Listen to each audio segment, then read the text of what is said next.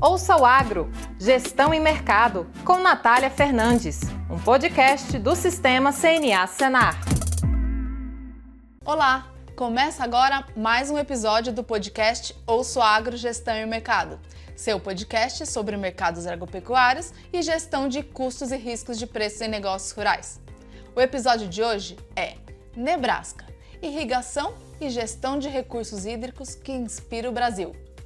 Eu sou a Natália Fernandes, coordenadora do Núcleo de Inteligência de Mercado da CNA, e para falar sobre esse assunto, nós convidamos uma especialista que é a Jordana Girardello, ela que é produtora rural e assessora técnica da Comissão Nacional de Irrigação da CNA. Seja bem-vinda, Jordana. Muito obrigada, Natália, e realmente temos grandes aprendizados a trazer dessa missão que a gente realizou e tentar, dentro da nossa legislação, adaptar o que é possível para que o produtor tenha mais segurança na sua produção no dia a dia. Jordana, você é produtora rural de uma região com irrigação, inclusive, né? Isso é muito positivo que você vivencia desafios como produtora rural nessa parte de gestão de recursos hídricos e também de irrigação, acompanhando os produtores. E houve essa missão em que você foi como representante da CNA lá para o Nebraska. E eu queria que você começasse falando por que Nebraska foi escolhido para essa missão e o que foi o maior item de destaque visto lá durante essa viagem. Muito interessante, né? Eu, como produtora, eu acabo sentindo na pele, toda a dificuldade que o produtor rural tem, desde toda a regulamentação do uso da água e até todas as normatizações que o Brasil coloca como obrigações ao produto que a gente acaba tendo que seguir. O Nebraska, na verdade, ele foi escolhido, para essa missão, porque é o maior estado que irriga, ali na região dos Estados Unidos. Eles irrigam 3,5 milhões de hectares. Se a gente compara com o Brasil, que o último levantamento fala em 8,2 milhões de hectares irrigados, e se a gente tira a cana-de-açúcar, a fertirrigação da cana, a gente fica com 5 milhões de hectares, então a gente vê que um estado ele praticamente atinge o que o Brasil irriga como um todo, numa área muito menor, dentro do estado. E lá existe já um trabalho que está sendo desenvolvido no estado do Mato Grosso, junto com uma associação de produtores rurais, da Profir, que eles são irrigantes de pulses, feijão e várias outras culturas. E eles têm um trabalho com a Universidade do Nebraska e a Universidade de Viçosa para levantamento e detalhamento das águas subterrâneas. Então, vale a gente lembrar que o Nebraska ele é um estado que 85% da área irrigada ela vem do aquífero, ela vem de água subterrânea. E o estado do Mato Grosso, ele tem bastante água subterrânea para ser explorada, assim como o oeste da Bahia e vários outros estados do Brasil, porque a gente é muito privilegiado não só pela água superficial, mas pela água subterrânea. São vários os aquíferos no qual o Brasil está inserido.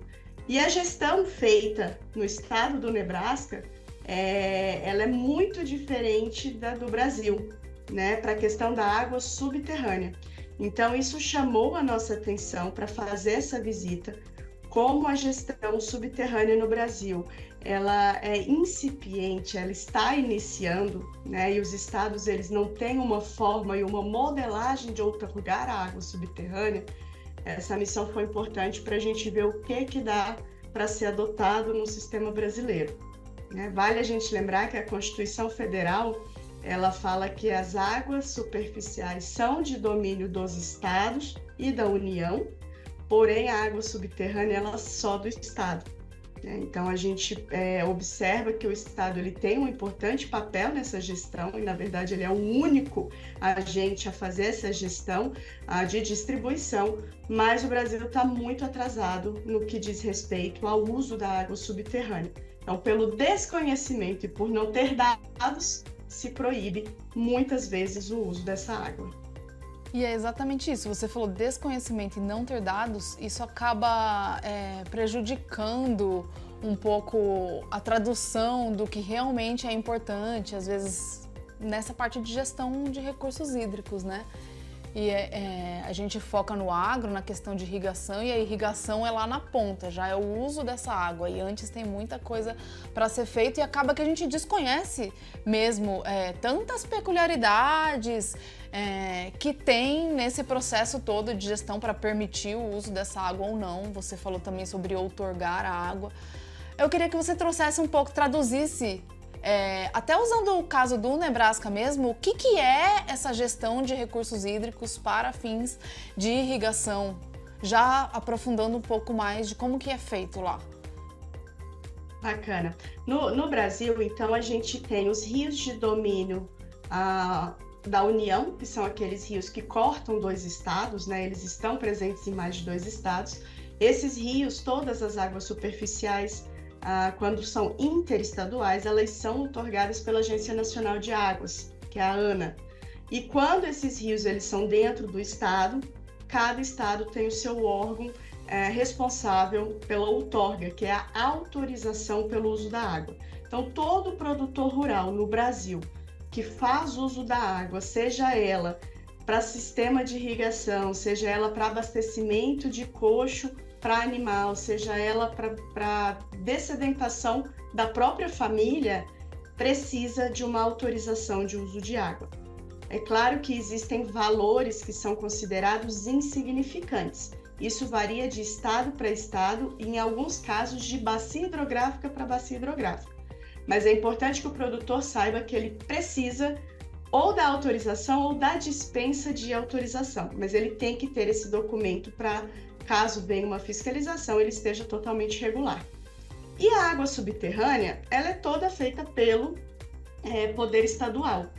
Alguns estados, eles ainda não têm monitoramento do volume de água que estão nesses aquíferos, né? Então, eles acabam fazendo as autorizações, as outorgas, liberando esse uso, sem ter qualquer tipo de controle desse volume.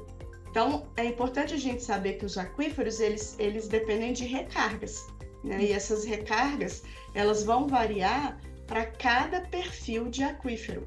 Então, um aquífero e a recarga no Pantanal, ela vai ser diferente de um aquífero no oeste da Bahia, por exemplo. Então, cada aquífero ele é único para termos de metodologia e, lógico, de recarga e autorização desse uso. Então, esse é o modelo do Brasil, né? Nos Estados Unidos, a água superficial é do estado e a água subterrânea é do que eles chamam de NRD, que é um distrito que autoriza os recursos naturais. Então, são 23 distritos hoje que existem no estado do Nebraska.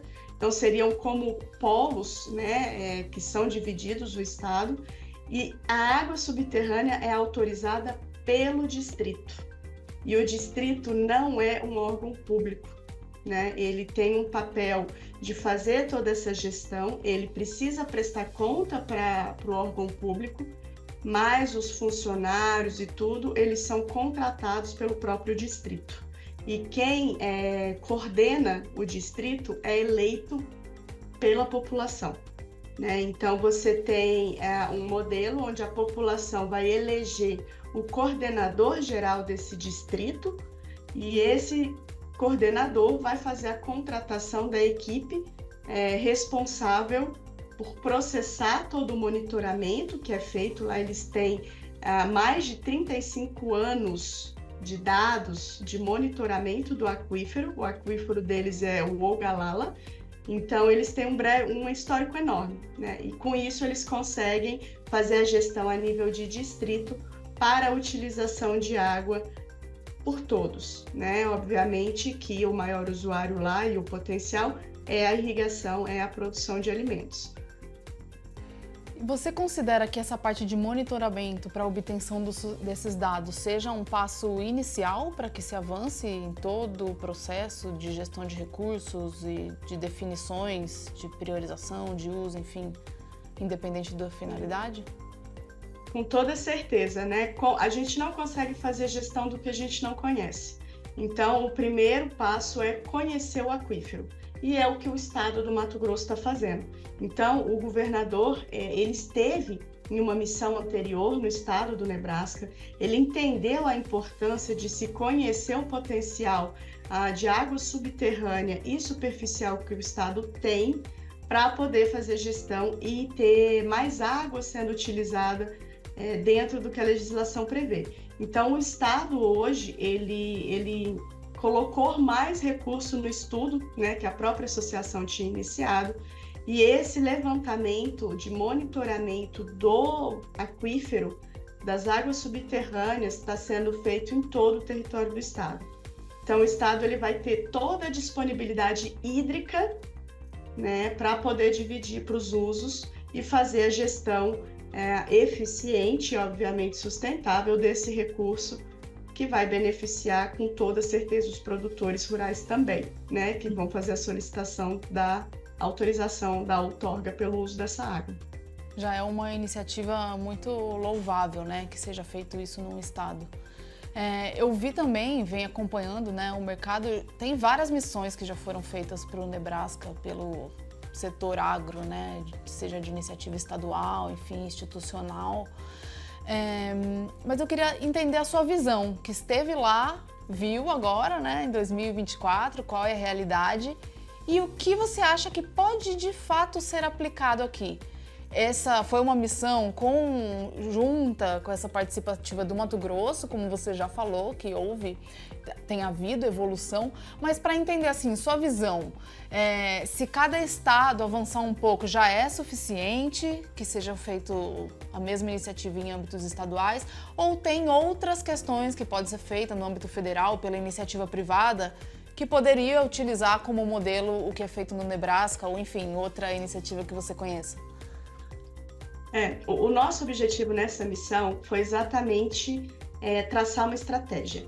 Então, quando a gente pôde observar, tanto que nessa missão a gente tinha o órgão regulador do Mato Grosso e a Agência Nacional de Águas, ela também esteve presente na missão. E hoje, vendo o modelo aplicado nos Estados Unidos, né, no NRD, no distrito deles, a gente pode fazer uma relação com os nossos polos de agricultura irrigada. Desde 2019, o Ministério da Integração e Desenvolvimento Regional, ele vem lançando polos de agricultura irrigada, obviamente em locais que já têm irrigação, mas que também apresentam uma possibilidade de expansão dessa irrigação muito grande.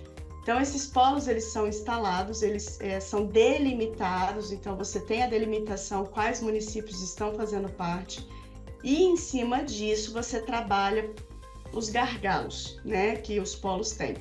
E a ideia, né, que eu consegui fazer estando lá é justamente a gente trazer essa responsabilidade de gestão e monitoramento para o polo de agricultura irrigada. Como ele está dentro do estado, né, ele vai ser feito dentro do estado, pelo estado, mas numa forma de participação do público-privado. Então, o produtor ele vai entrar participando com monitoramento, com a própria gestão e a distribuição dessa água. E aí, claro, a gente vai ter que fazer adaptações para o modelo brasileiro, né? Igual lá nos Estados Unidos, lá no Nebraska, eu até perguntei de forma curiosa como que eles distribuem essa água entre todos os usuários. Entre a indústria, entre o irrigante, entre o saneamento, o abastecimento da cidade e o meio ambiente, né? E lá eles não têm essa regra. Então, o meio ambiente, ele entra em pontos muito específicos. E quando a gente estava conversando, né, com quem faz a gestão desses distritos lá no Nebraska, eu perguntei por curiosidade como que era feita a divisão de água entre todos os usuários.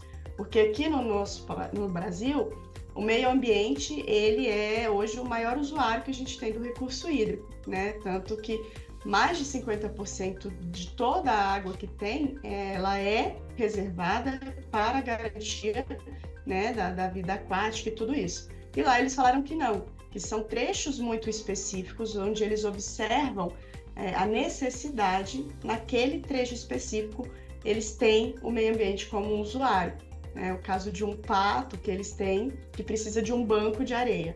Então, naquele trecho do rio, o usuário, o meio ambiente, ele é contemplado, mas de forma geral, não.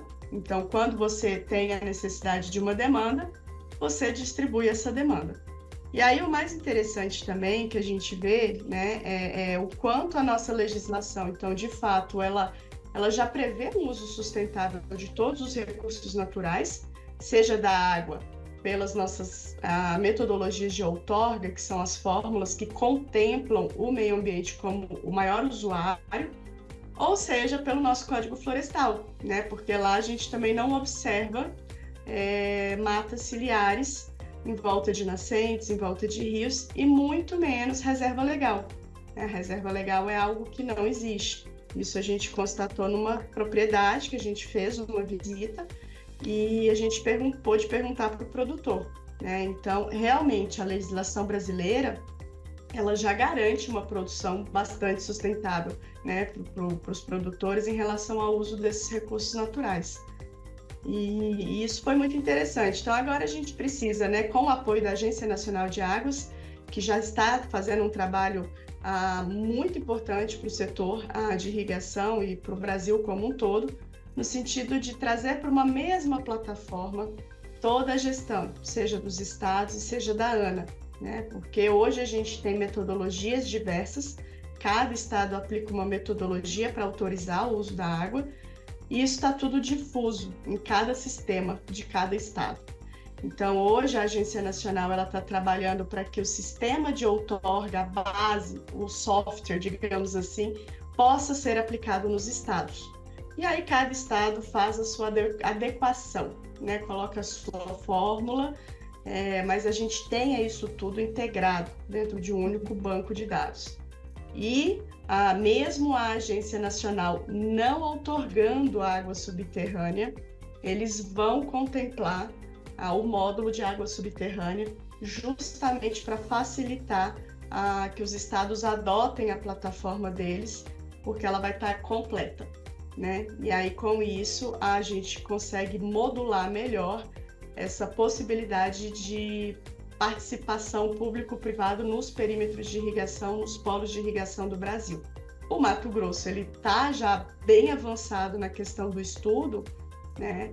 A ideia que a gente tem é que a gente possa desenvolver um case dentro de algum dos polos lá no Mato Grosso, para ver como que essa participação e como que esse monitoramento e o produtor fazendo a gestão, ele vai trazer muitas responsabilidades também, né? Então, como que isso vai funcionar dentro da modelagem brasileira? Jordana, focando mais na questão do Brasil e da produção agrícola, né?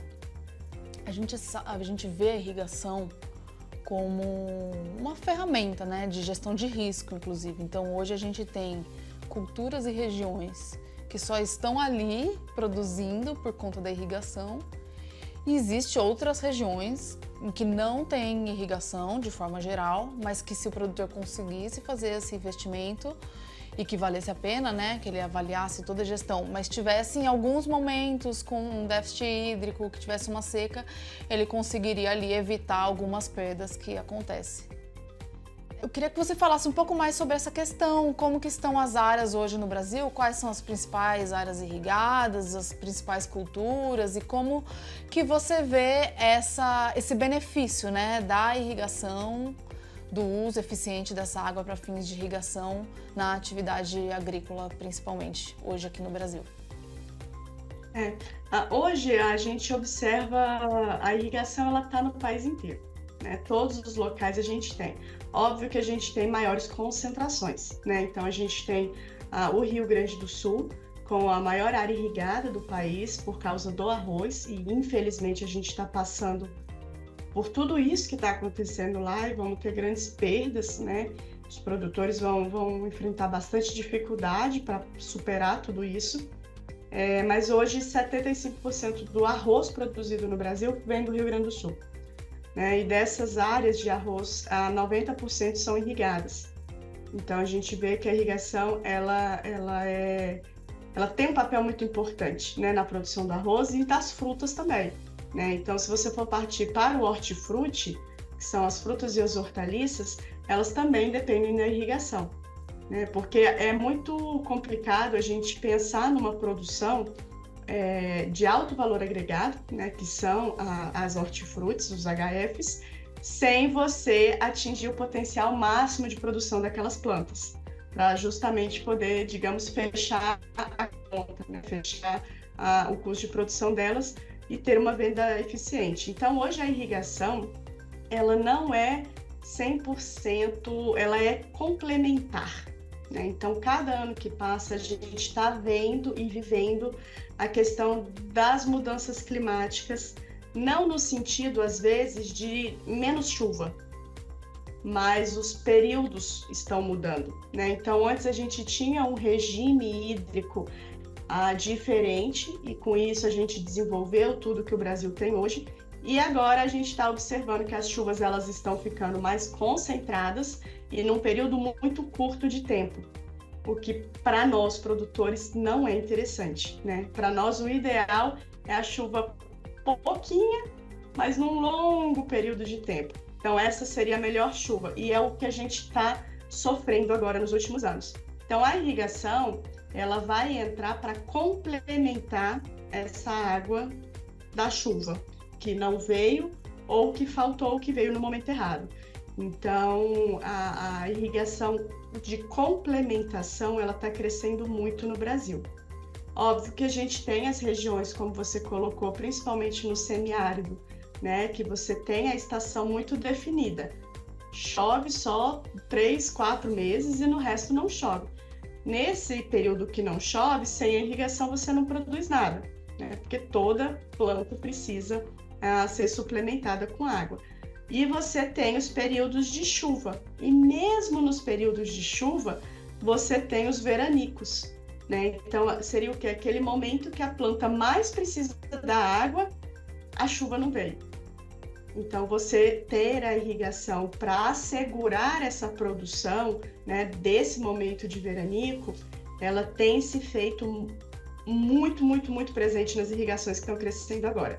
Principalmente Centro-Oeste, né, e boa parte ali também de Minas.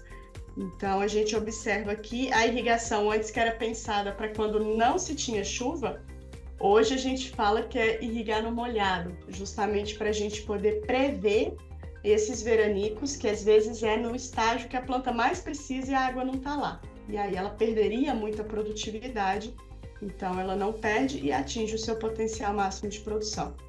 A fisiologia das plantas, elas são muito perfeitas, né? E você relatou aí um pouco desse desafio, porque ela pode estar num período chuvoso, mas se ela precisa de um período mais curto, de uma intensidade específica de água lá, de um volume não tem, ela sofre com isso. E no mesmo ponto não adiantaria e às vezes prejudica ela receber um volume de chuvas em período que não era esperado, né? Então dá para ver bastante esse papel da irrigação. Um outro ponto interessante que eu pego da sua fala é, quando a gente fala de irrigação, eu não sei porquê, mas muitas vezes, se é só comigo, mas muitas vezes a gente imagina aqueles pivôs centrais, tipo uma imagem grandiosa de uma área grande irrigada. E você deu exemplos de cultura como arroz e hortaliças, que tem uma participação grande de pequenos produtores. Então hoje a gente tem diversas tecnologias para irrigação, inclusive especificidades, né, para a área, relevo e até o tipo de cultura, que é uma de gotejamento. Então a gente vê essa busca, né, por uma necessidade de o produtor avaliar o investimento de uma irrigação, se vale a pena para ele ou é uma condição para ele continuar produzindo, tendo resultado e evitando os riscos. E ao mesmo tempo, a tecnologia evoluindo para que seja possível o produtor implementar. E tem alguns casos de produtores pequenos que também utilizam tecnologias como de pivô, mas que não atenderia a área dele, então eles fazem compartilhado. Eu queria que você trouxesse um pouco dessas soluções que tem hoje, dessas tecnologias que tem no Brasil, principalmente, que você avalia que tem evoluído, né, nesse setor de irrigação. E se tiver alguma coisa também lá do Nebraska para a gente comparar, ótimo. Tá. Não, muito bacana isso, porque realmente, se a gente for observar, 85% das propriedades rurais que têm irrigação, elas são de até 10 hectares. São bem pequenas e que elas são essenciais para os pequenos e médios produtores rurais. E a gente, assim, não tem pivô de 10 hectares, né? Ele é muito difícil de ser pago, ele tem um custo muito alto. Então, a gente observa que em número de propriedades rurais, a maioria, ela adota os sistemas de microaspersão e gotejamento, que são as localizadas, né? Onde você vai ter ali a água sendo colocada ou na raiz, né? Que é o gotejo direto ali na raiz da planta, ou a microaspersão, que é na parte baixa ali de caule das plantas ou por cima de uma horta, por exemplo. E outro ponto realmente é que o melhor sistema de irrigação, ele depende de uma série de fatores, né? Então, uma coisa que a gente às vezes vê muito é você punir demais um sistema de irrigação em detrimento de outros. Existe um melhor sistema? Depende da cultura, do relevo, da região, da evaporação. Então, são uma série de condicionantes que determinam o melhor sistema de irrigação. Então, por exemplo, o arroz. Né? O arroz ele é irrigado por sulco, é inundação. E é assim desde que se produz arroz no mundo. E a irrigação é muito interessante porque ela foi o que permitiu o homem se fixar, né, no campo. Que deixou de ser nômade e constituir as cidades. Então, ele usava a época das cheias dos rios, onde ele plantava e era tudo por inundação, e com isso ele garantia ali a produção para os períodos em que esse rio abaixava, ele tinha o estoque de produção dele, e com isso ele se fixou. Ele não precisava mais sair rodando e sendo nômade, rodando as regiões, procurando alimento. E aí a gente observa que foi evoluindo, né? Como você colocou, as tecnologias mudaram. Então, para áreas maiores, principalmente aí quando a gente vai para a parte de grãos, né? Eu estou falando da soja, do milho, do feijão, tomate industrial, né? Que é 100% irrigado. Então, a gente observa que essas áreas, o pivô central, e dependendo das regiões, pela falta de grandes declividades, né? Ele é um equipamento muito bom, porque ele é um equipamento muito eficiente e que cobre uma grande área, né? E você tem a questão da mão de obra, né? Então ele demanda menos mão de obra no manejo do que, por exemplo, um gotejador, um gotejo, um sistema de gotejo, que você precisa de uma mão de obra mais especificada. E isso é um problema, é um gargalo que a gente tem hoje no Brasil. Mas o produtor ele vai se adequando e vai se ajustando, né?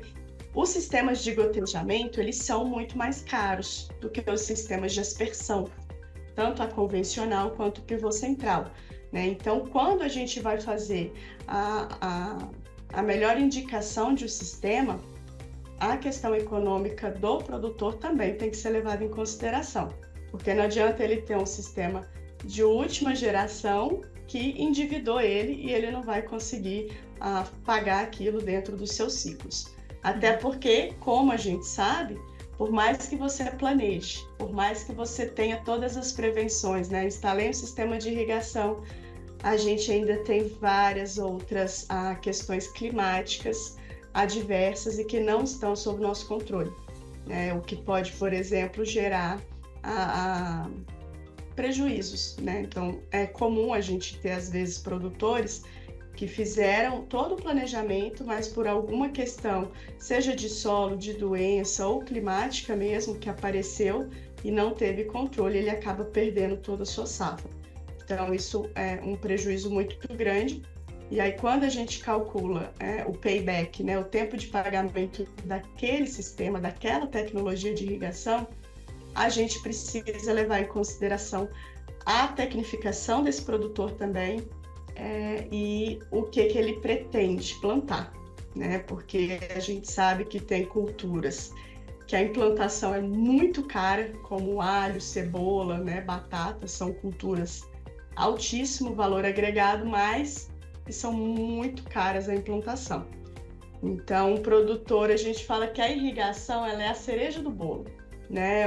O produtor ele tem que saber usar tecnologia, ele tem que estar capacitado, ele tem que estar orientado, porque senão ele vai ter uma grande tecnologia sem saber aplicar e isso vai acabar trazendo um endividamento, né? Se ele não conseguir corresponder ao que a tecnologia proporciona. Então ele tem que ter tanto uma gestão exemplar para avaliar aquele investimento e o retorno, assim como conhecimento na parte técnica também para conseguir que essa implantação seja revertida em sucesso. Isso, seja exitosa. E aí a gente tem o Senar, né? Que tem um programa de irrigação com vários cursos de capacitação por tecnologia. Então é para pivô central, microaspersão, gotejamento. E também traz a questão da gestão, né? E uma coisa que a gente vai conseguir avançar esse ano é no manejo da irrigação. Porque tudo a gente faz manejo. Quando a gente planta qualquer cultura, ela precisa ser acompanhada, ela precisa ter um manejo para ter sucesso. E a irrigação é da mesma forma.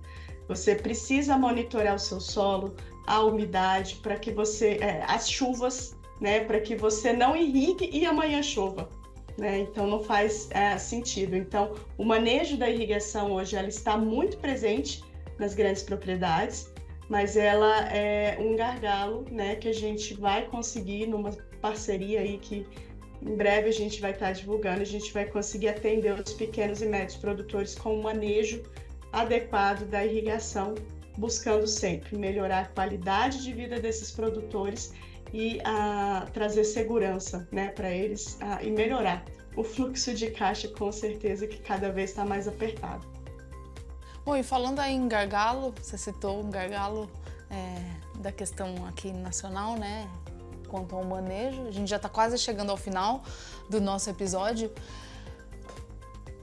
Para fechar, esteve lá no Nebraska, que é um exemplo, né, para o Brasil e para outros países produtores, com certeza, mas para o Brasil Vocês conseguiram captar algum gargalo, algum desafio que eles tenham lá ainda relacionado ao processo de irrigação? E se sim, é muito diferente, parece que sim, né, do Brasil, mas tem alguma semelhança com o que a gente vivencia de desafio aqui hoje?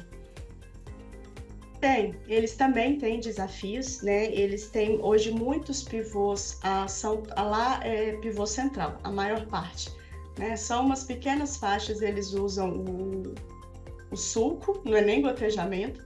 Então é interessante porque a gente tem eles como modelo, às vezes, em algumas partes de gestão, mas quando a gente traz para a produção, a gente é muito mais sustentável e eficiente do que eles, né? Começa por sermos tropical, né? E a gente conseguir fazer safra em cima de safra. Mas é interessante o gargalo também que eles têm com questão da energia, né? Então hoje muitos produtores eles funcionam os pivôs com diesel, né? São motores com diesel e alguns já conseguem, e lá eles já têm uma certa tecnologia de solar para tocar pivô central. Tá? Porque a gente tem muitos exemplos de energia solar também no Brasil, mas você ligar um pivô central na força de uma energia solar, você precisa de muita energia, né? Então, lá eles já têm alguns exemplos que funcionam. Porém, os pivôs deles são menores que os nossos. Enquanto a nossa média é de 90 hectares, a deles é 50 hectares. Então, isso também faz uma diferença grande ali na demanda energética.